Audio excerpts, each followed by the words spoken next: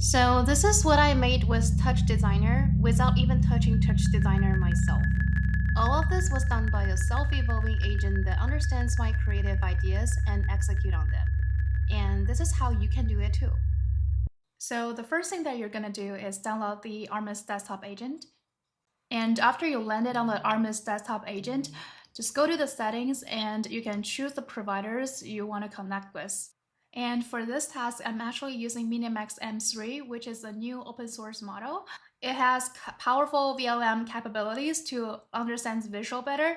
Plus, it is very token efficient to use it with Hermes agent for a lot of long-running agent tasks. So if you have the MiniMax token plan, you can just click here to connect. Otherwise, you can also paste in the API keys like I do.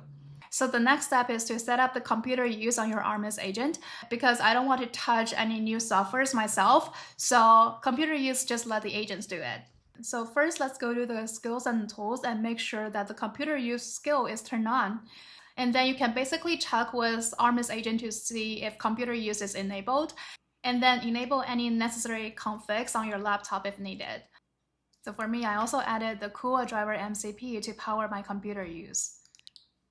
So now we can start creating something together with Hermes agent. So what I did is that I started off by giving it a base image like this or this, and then I give my initial visual direction to TouchDesigner to let it kick off the work itself.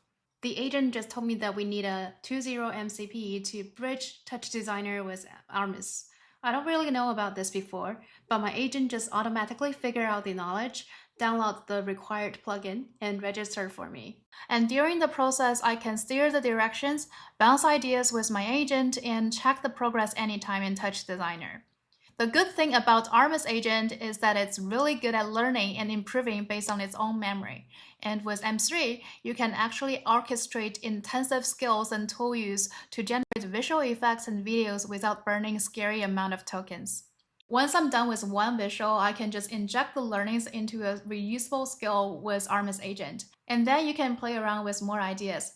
And this is how I turn the learning from the decaying peony into the dissolving humanoid head. And this is not just for TouchDesigner. With self-involving agents like Hermes and open source models like M3 that are token efficient and pretty good at visual codings and computer use, you can just collaborate with your agent to generate interactive, creative experiences without touching a lot of different tools.